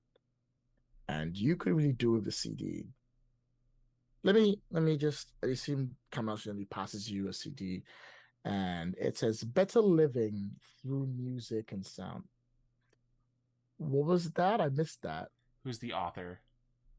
Aaron Kent. And Fucker. and they're like, I've been listening to this, and they talk about how you shouldn't let things hold you back and how things aren't going bad for you. And it's been really cool. I really feel like I'm really connecting to them. They give us like the 12 steps of how things could work out great if you just simply focused your mind. And I thought I didn't really want to show this up because I didn't want to think I was weak, but it tells us not to let our weak parts hold us back, that we should show our weakness. And if you want the CD, I feel it'll benefit you more than it'll benefit me. Do you only have the one? Yes. Okay. Yeah, I'd love to borrow it. Oh, sure, here you go. And she kind of takes it and holds on to it and puts it in her jacket and just kind of bites her lip for a bit. She stands up and like she looks like she's gonna leave, and then she turns and she grabs him and hugs him. And he almost goes, "Whoa!" And I said that hugs her back as well. Take care of yourself, and if things get weird or dangerous, like, let me know. All right? I promise I will call the diner the minute something goes wrong. Thanks. And she offers to walk him back to his apartment so he doesn't get robbed. And he's like, I'm running. It's fine. Okay. I think you find there's one thing I picked up in the dream, and that's that I need to work on my cardio. So I'm good. And Holly smiles as she walks away, and the smile fades as she looks at the disc. And it's Aaron Kent, better healing through beautiful music. And the picture of Aaron Kent looking fabulous on the cover. Mm-hmm. And just puts it back in the coat. Just, motherfucker. And we can cut there. Sounds good. Is there anything else anyone wants to do? Because if not, I'm going to take a quick 5-minute break to catch up on everyone and make sure we're okay. Yeah. All right. That sounds great. Let's take a 8-minute break and come back on the hour. For those of you who are listening, we'll see you shortly. Alrighty. Welcome back, everybody. We've been joined by our 4th Frankenstein member. Yo, what's up? Introduce yourself, Mo. Hello, I'm Mo, playing Adam. Right. And with that done, we are going to do a flashback now to the first time everybody entered the dreaming and the way the party met. For all of you, there is a high pitched sound as the first thing you remember when you dreamt. It was loud, it was extreme, like it's like ear piercingly loud with that super high pitch for a second. Then it goes in small little tones, then just stops. Each of you wakes up in your own respective area or idea of the dreaming. But at the end of it, you will come in to a room with 5 chairs sitting on it, and you will end up sitting down on one of those chairs. It's up to you to describe how your dream first manifests. If you want to put anything in, it's entirely up to you. But it ends with you sitting down on one of those chairs. Rose, you get to go first. Sure. I think Holly opens her eyes in the dreaming and kind of looks around, and the axe is in her hand. And she kind of looks down, and she's wearing like the vest with all the patches on it. And she kind of looks around, and she is in it looks like an empty dive bar. And yeah, there's like broken tables and chairs, but there's just like a really gorgeous set of amps and pedals and everything. And behind, like at the back of the stage, is a door that's cracked open. And she walks and steps onto the stage and walks past it to find the room. You come into the room as someone else opens the door, and they poke another door from another side, and they poke their head in, and you recognize, you don't recognize her, but you see the woman that you will come to know as Alice looking at you from the other side, also walking in to take a seat. Jacob, would you tell us how you find yourself to the room with the chair? Yeah, Jacob's dream has always been a nightmare. So we see Jacob in his human form, shirtless because ratings, running through a forest, panting, sweat drizzling, glistening in the moonlight. And he's looking back and looking back, and he's stumbling, and there's just this breathing, just this heavy, howling breathing behind him, and we see the looming of a giant creature. It's got fangs and just eyes glowing in the dark, and it's running and running and chasing and chasing. And for a moment, it seems like it's going to catch up to Jacob. Jacob looks back. There's a cabin far on a hill. Maybe he can get to the cabin. Maybe it's safe. And with a howl, the cabin is blown apart by wind, a tornado almost. Just, and the trees get ripped up from the ground. And Jacob knew in that moment, this is the big bad wolf that his mother always read stories about when he was a kid. Only this time he's real, and he's hungry. And as Jacob closes his eyes and surrenders and gives himself over, knowing that he can't fight this, he finds a door handle, turns it almost subconsciously at this point, and he's not in the forest anymore. Leona, would you like to tell us how you find your way to the door of the room with the chair? Priya wakes up and she thinks that she is in a trailer, and she like walks out of the trailer and she's on this vintage film set. And there's people running around and all kinds of things happening, and very like vintage stunt things happening, and there's lots of hustle and bustle, and someone just says, "Ma'am, that way," and they don't specify who. They just kind of, it's almost like they seem to know who she is. And they point her to a door, and she just kind of walks through that door, expecting to walk onto like a stage set, and instead finds herself in a room. And finally, Mo, which is us how Adam finds himself in the room with a chair. Adam walks down a corporate maze. It's nighttime. The security guard isn't around. And it's not quite clear if he is the rodent, not trying to be caught, or the predator looking for something. He enters a door that says laboratory. And as he goes in, it was already dim, but all color washes from the scene. And suddenly he's in a dungeon. Some 16th century Victorian era something. There are devices of torture and vials. Lots of vials that are all empty.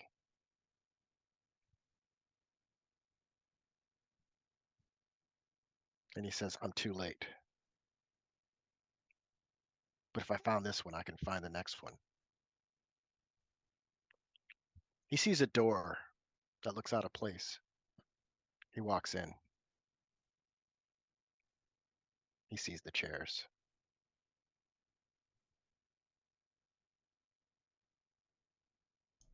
Each of you, whether on purpose, whether from some kind of force of will, or simply by happenstance, move yourselves to take a seat in this circle, in this room, dimly lit by a light coming from somewhere. Chairs are nondescript. The area looks bland, but each of you glows with a color, along with Alice, dark-skinned, beautiful, played by Zoe Kravitz. Alice sits down across each other. There's a connection that you see to each other, but no one has said out loud anything to identify themselves or anything else like that. And she lifts up her hand and she goes, my name is Alice. What's yours? I'm Priya. It's nice to meet you. Jacob.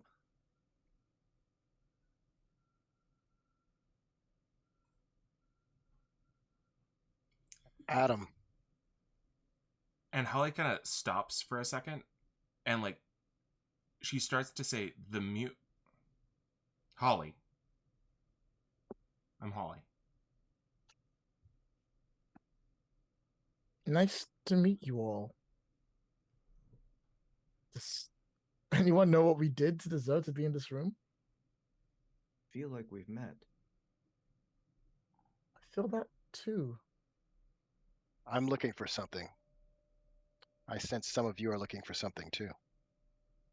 Trying to get away from something. Trying to protect something. Trying to be something. Trying to share something. But the mic didn't catch you, Rose. Oh, trying to share something.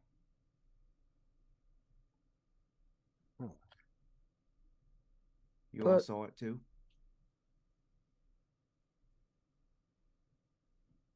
So what? Never mind.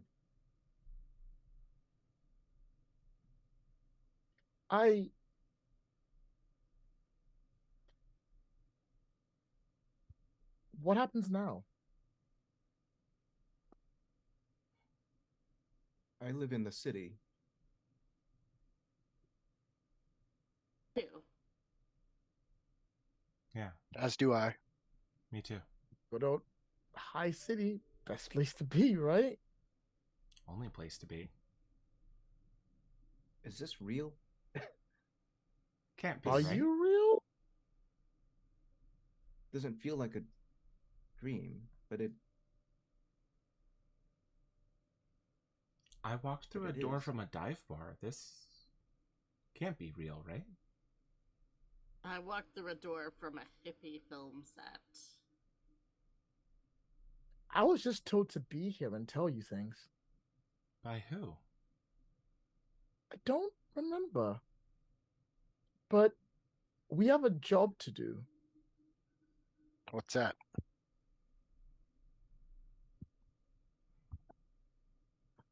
You know, that's the strangest thing. I can't remember what that job is. Maybe Something or someone we're supposed to find. They had a name.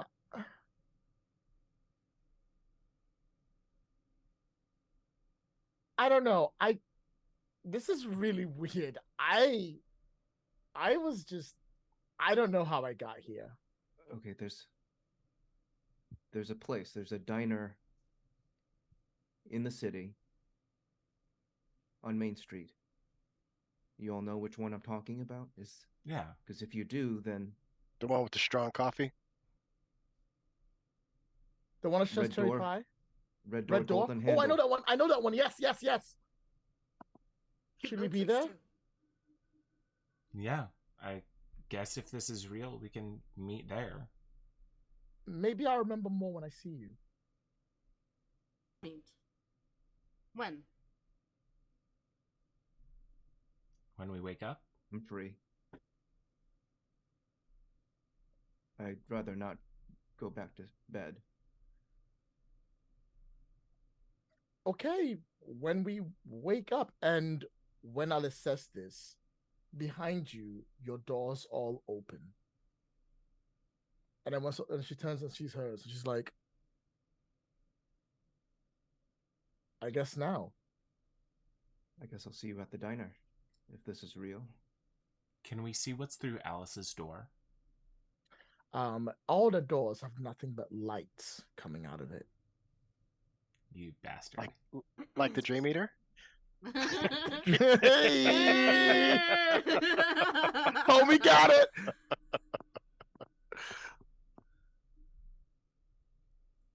Alice gets up and moves towards her door. And she sort of holds on to it. And she's like, I'll see you on the other side. Okay, see you soon. And Priya will get up and, like, kind of go stand by her door. Wait and see what everyone else does. Adam just walks into his door. I'm just like, Okay. And Alice walks through her door. And she very, very politely shuts it behind her.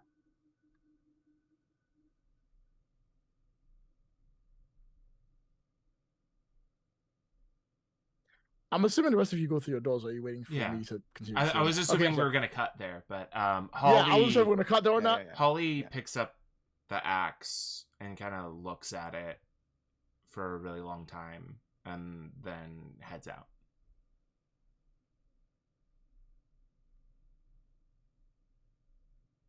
All right. So let's cut that scene there. We're back to present day. Mo, we got to catch you up real quick. Okay, we're gonna go through the whole thing up. Alice is real. She's having a great time, hanging out in bars, wants to go to the show. Long story short, has that too. Erin Kent, living her best life, lives in a big building. The building's called Foundation, because I can't bother to name anything else. There we go. That's almost everything you need to know. She knows I'm coming.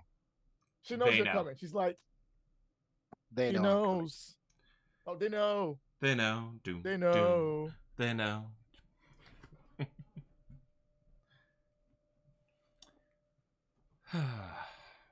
Right. What would you all like to do? Actually, it's only fair. Mo, I gave everyone 2 downtimes. I should also give Jake, I'll also add them 2 downtimes. So you have 2 downtimes to ask anything or do whatever you want in. If you like the list, I will post it in the chat. Should be the most recent thing posted. Actually, you're right. Because we've not done any die rolls yet, because we've been so busy doing the plot. Oh my. What's wrong with me? I Plotting. get better at this. I will allow. Oh no. That might be bad. You're still Can you hear here. You haven't disappeared yet. Yeah, you haven't. Okay. You haven't started making yourself speak in Roll20 yet. Please don't, for the love of God. Don't do this to us, please. The pain. I can't take it. I think I want to recover. Are we recovered? You're This is all okay. recovered. Everything's back to normal. Um. Life is good Sure, it is. for So me. I want to prepare for my next activity. Hey, all right. What are you doing to prepare for your next activity? I am researching Aaron Kent, and by research, I mean I am finding someone who has information on Aaron Kent, and is torture a line or a veil? No, don't torture people, please. Let's not torture people, please. We're good people. Then let's say it's a Roughing veil. somebody up is fine. I believe if I Coerce, haven't line torture, yeah. I will line torture. Yeah. I go and I find Mary, Yeah, Mary, what's your contact from before, right? and Mary doesn't know she's meeting me when I jump from the fire escape in front of her and slam her against the wall. And Mary is very much like, okay, I'm sorry. I didn't mean to take your dollars from your wallet last time we met. I apologize. What is the deal? She doesn't recognize me at first, Oh, look at him, Michael. Ignore what I said. Carry on. You're doing great. and I say, I'm a little disheveled. My hair hasn't been kempt. My fingernails have not been filed. And I put a long, sharp one against her throat. And I say, you're going to tell me what you know about Aaron Kent. Mary will not resist. That will get you your 3 juice for what you need to do when you get up there. All right. Now remember, juice is used to change the game. Because I don't think I'm gonna play through Mary being like, "What do you need?" Because you might change what that is later on. So you have 3 juice to use for the next scene. Remember that for next scene for you to use against Aaron Kent. You have 1 more downtime. I'm going to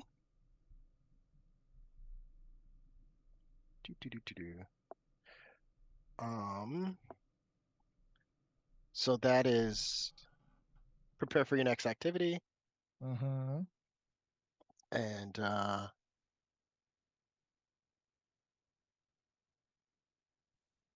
can we say I explore my mythos? Oh, cool. How do you want to explain mythos? And can that manifest as how I've changed? Okay, I'm down for that. All right. Tell me what it looks like. Yeah, right. Okay, I see what you're doing, Mo. So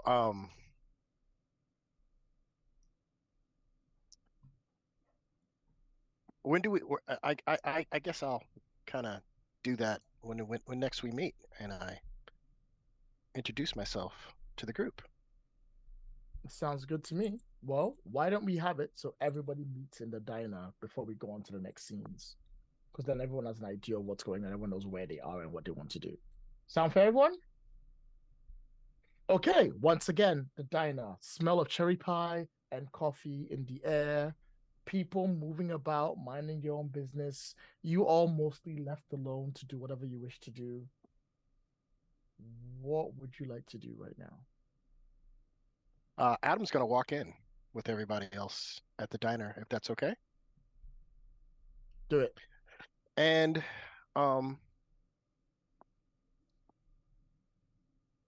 you recognize it's Adam because the man who walks in is wearing Adam's pants. The man who walks in is wearing a shirt without cufflinks, but it has Adam's monogram on the sleeve. But Adam looks like he's been through some shit.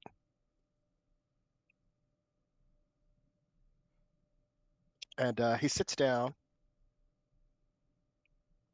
and it's almost confirmed it's Adam when the waitress brings Adam his coffee the way he likes it.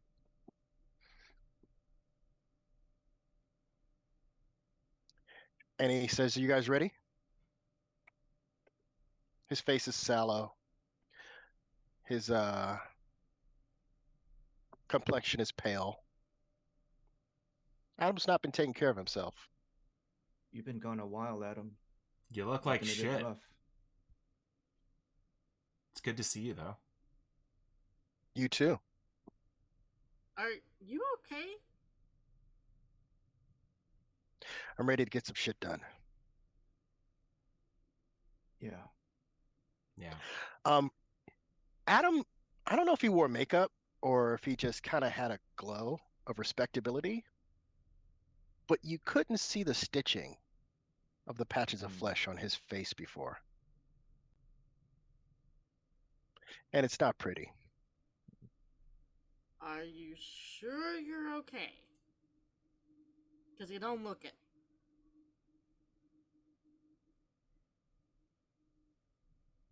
I could ask the other one that about you. Is that referring to Shanti? Yes. I'm fine. But why would you ask the other one about me? Everything's fine. I look great. What do you... Excuse you.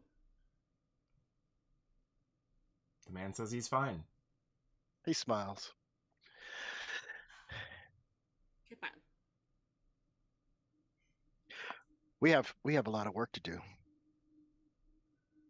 I have some information about Aaron Kent.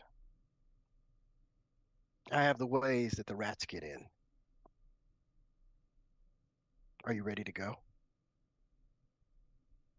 Do we What do know we do enough to once take we're him there? on? Or them on?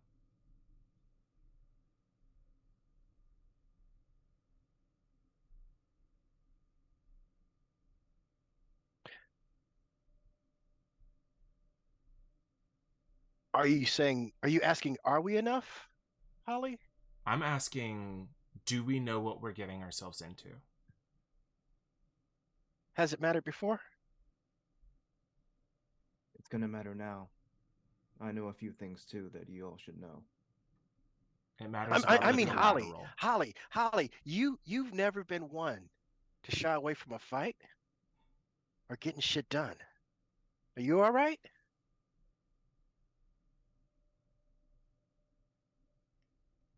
Maybe you want to take a breath, Adam. Holly kind of looks and... Did I tell you what I was doing in the dream for the last month?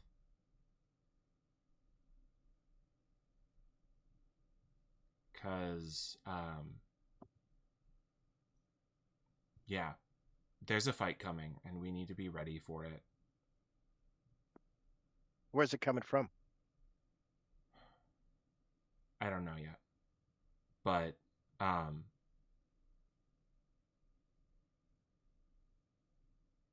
I had enough mindless killing in there. And what we need is to find out exactly who and what needs to be broken. We can't just keep swinging because innocent people get hurt. It's more than that. Lloyd, let me know if this goes too far. But Jacob's gonna bring out a storybook, a children's storybook. You all know the story. I went to every library in town. Take a guess at what's missing from all of them. red. That can't be right. Even I know what red means, basically. I asked around. Red has never existed. What we're dealing with here isn't just some kind of monster. I can come back from getting killed. I can come back from getting cut open by an axe. But whatever we're going up against took away something that was more than just a part of me. They took away something that was for fucking ever. And it's just gone. Gone. As in never fucking existed. That's what we're going up against. I'm not backing down, but I am not going in blind. You almost hear Adam sit back and groan. And he says, it seems that all the pieces have moved.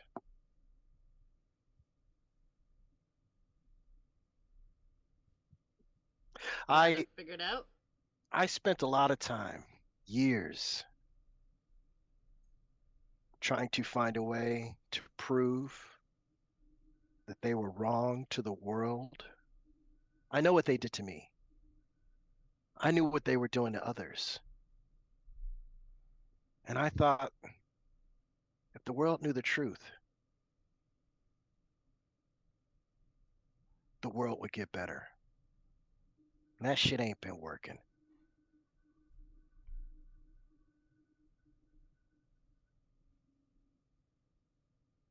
We didn't kill Venus when we had the chance. Aaron Kent has been at the behind so much of this. I called her. Them. I called them, and you know what they said? They said it was about time. They're taunting you, clearly. They're trying to get under your skin. They've been under my skin. They put my skin together. Oops, wrong metaphor.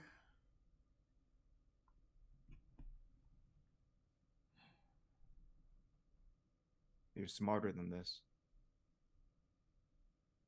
I'm powerful. They're baiting And I've spent you. my power hoping that good would prevail.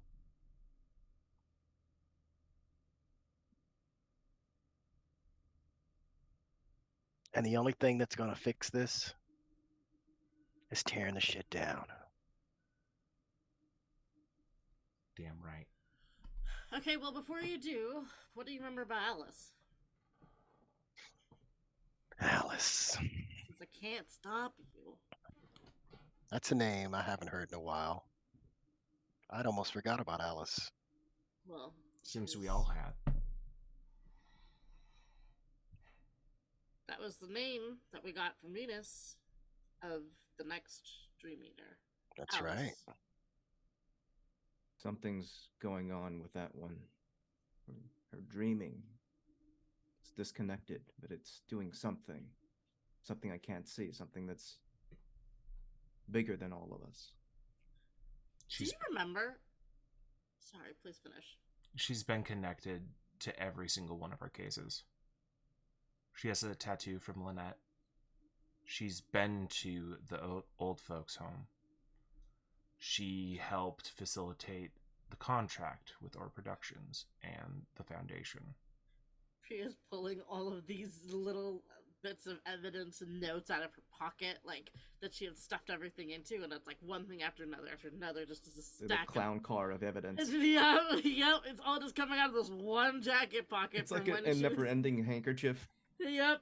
Mo, you weren't here for this part, but Priya like went full on like mildly creepy stalker, and so she like put on a full wig and costume to go stalk Alice, and so it's just been like she's just been shoving evidence. I have in her one used pocket. coffee grounds. I have. Yep. It was all shoved in one pocket. It was just But yeah, no, she's pulling all this out, and then she adds, "Do you remember what she said to us that first time we all met in the dreaming?" She had something to tell us. No, she said she was sent there. We had a job to do. Someone told her to be there. She said she had something to tell us. She said she would meet us here. Someone told her to be there. Someone told her to be at the old folks' home. Someone told her to go get a tattoo. Someone told her to be at all of these places. Guess where she works? The Aaron Kent Foundation. I'm with you, Adam. I'm furious. But if Aaron Kent, let's say it's Aaron Kent. If Aaron Kent has the power to make Red disappear, I've never met Red, but like the idea of Red, like I know that. I'm an actress. I know how stories work. Red exists in stories. But now she doesn't. Red doesn't exist. And if Aaron Kent has the power to remove Red, then what's to stop them from removing Blue? Our inaction. We'll let them do whatever they want. No one at this table is letting them off the hook. No. But we're not going to jump into their trap. We play our way. What's your plan, Wolf? Lay a trap for them. We don't go knocking on their castle. We lure them out where they're vulnerable. I like that better. Should we They go to want Venus's dreams. house? Should They we go to want- Venus's house and string They her want- up? Let me fucking finish. They want dreams. And the wolf starts to come a bit further out in Jacob's demeanor. They want dreams. They want people inspired so they can feed off of them. Well, we've got the most powerful fucking rock star right here at our table. Let's put on a show. A show they can't turn down. How Make about them show up in person.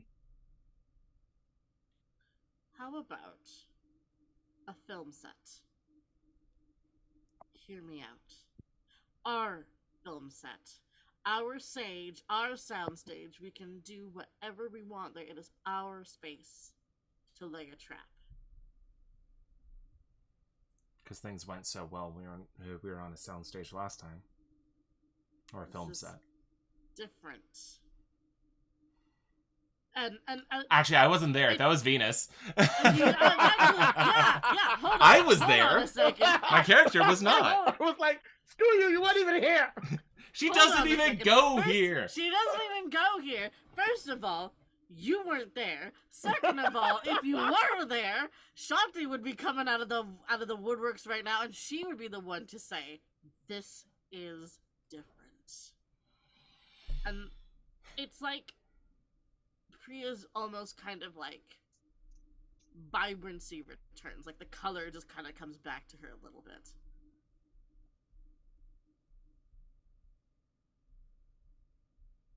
This is different. This is us doing things our way, not the way that it has been done before. We have seen the patterns of the past. This time, we write the script. This time, we tell the story. We do it on our terms. The rock opera of Red and her riding hood? Why not? I'll even play Red. Red deserves to be remembered. And we are the only ones who remember her, so therefore, we will immortalize her.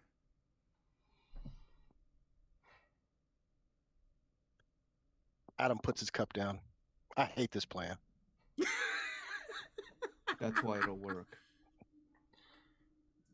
So we throw the biggest concert High City's ever had.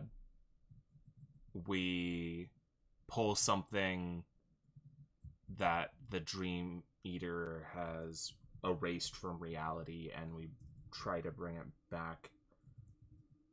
And then what? We confront Aaron Kent. Aaron Kent doesn't leave the tower, the Foundation. They live at Aaron that Kent. penthouse. No, they'll come. They'll come. We'll give them a good enough reason. They'll to send leave. they'll send minions. Aaron Kent lives off of their fame, their power behind their name. If they're called out publicly enough, it'll be shameful to not show up. It's I your think if- weakness. I think putting on this concert will help people see something, help them imagine. And those Aaron Kent has in their clutches will just give her more juice. We'll tell the story of Little Red Riding Hood. The big bad wolf who is hunting down Little Red Riding Hood. Their name will be Aaron Kent. Aaron Kent will have to show up. And Aaron Kent swallowed them whole. If they don't send lawyers instead. It's called a bait and switch. They won't know that they're funding an anti-Aaron Kent movie until the last minute. I can't do this without you. That part I agree with. So I'll play along. If this doesn't work, are you with me? Till the end. If this doesn't work, are you with us?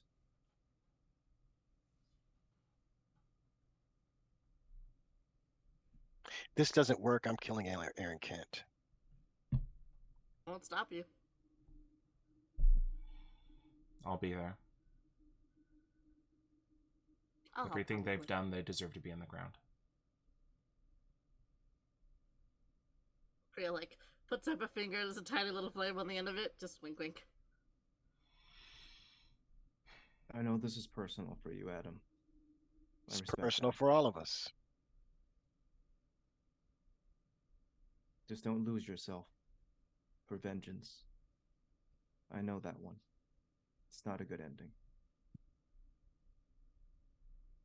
We'll be there with you. And how do you suppose you're going to do a set and a whole bunch of stuff with no equipment and nothing else? Says a voice from the door. Venus, just the person I was hoping for. Actually, not Venus. Who Damn! is it? Padme stands there and she takes a deep breath and she goes, "You're gonna need a damn good crew for this." The best. And that's gonna end today's session. Everybody, thank you for playing. Hope everyone had a good time. We're gonna stop there. My name is Lloyd. Have a great, wonderful time. Everyone, we're gonna do our sign outs right now, starting with Mo. Hey, I'm Mo. I play Adam.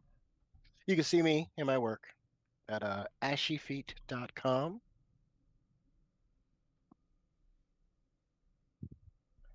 Then we jump up to Rose. Hi, I've been Rose, finally back playing Holly Heart. You can find me online at roserpgs.card.co, 2 R's in card. Jacob. Who? You can find Joe. Joe. in the game Jake. if you become a player. If you would like to follow me, Joe, your outro player who's been playing Jacob, you can Always do want to do this to so. me. You're a very Right. immersive Almost midnight. player, Joe. You can get in touch with me by doing the following. And please listen carefully because this is very dangerous if done incorrectly. Cup your hands around your mouth and whisper the name of your enemy slowly and see them in your mind's eye falling prey to the worst fate possible. And as you whisper that name, think, "Oh, if only, if only, if only." And as you release your hands from your lips, go ahead and go to your internet browser and type in twitter.com/GOEKOU. And there, maybe, if you've done this correctly, you might find something. Leona, please finish this. Shit, I don't know how to follow that one up. Just say something at this point. Listen. Too tired. Okay, all right. Okay, hold up. This is a very special Oh God, outro. here we go. Oh God, come on, give me this. This is a very You got special this. outro. Please, this is a very special outro. I don't normally do this. Normally I say hi, I'm Leona. You can find me on Twitter at Leona Maple. This time I don't care about that. This time, if you are watching, if you are listening, Tuesday, February 28th, 2023, 5 p.m. Pacific Standard Time, I need you to come join me on twitch.tv/QuestlineDND. That's once again, February 28th, 5 p.m. Pacific Standard Time, twitch.tv/QuestlineDND. If you can't, it's okay. It'll also be on the Questline YouTube afterwards, but that's besides the point. I need you there. We are doing a very, very special D&D one-shot for Black History Month. It is set in the Caribbean. I had the honor of bearing witness to this incredible creation, high fantasy, Caribbean high fantasy, hello, and with the most incredible people. It's an all-local film studio setup type thing. It is just beautiful, the work that they did. The set, the costume, the crews, the makeup, the lighting, the everything blew my freaking mind, and I would love to have as many people possible there, because it is, I don't even care if they invite me back, but it is so important to me that more people get to experience amazing Black culture, and that the people at Questline know that they need to keep funding the Compass Isles and continue to make this happen. It is one of their own, Elaine, who is the DM, and the Compass Isles is his own creation. He grew up in the Turks and Caicos, and it's phenomenal. We only got a taste of it, and I know there's so much more there, and I need them to know that it is so good and that more needs to happen. So please, if you're listening, please join me in the chat so that we can run up their numbers and so that y'all can enjoy some absolutely phenomenal Caribbean culture. Because that was the part that was my favorite, was just the blackness of it all. Happy Black History Month. That's the very last day of Black History Month. We will see you there. And I would like to thank our audience and our chat mods for their amazing work. I am slowly dying. My energy is all gone. Oh no. Thank you to our amazing patrons who keep us ad-free and independent. It's because of you that we are able to play games that we enjoy without worrying about publishing companies and system popularity. You can join their heroic ranks at happyjacks.org/Patreon. Join us next time for our next session. This was session number 7 of Most Happy Heaven on High, One of a Kind, the title for today. If you want to catch the past episodes, you can find it on happyjacks.org/Heaven on High. If you want other APs, you can find it on Happyjacks on the network. Visit happyjacks.org for everything else. My name is Lloyd. Thank you for watching. Thank you for listening. Have a good day. Bye.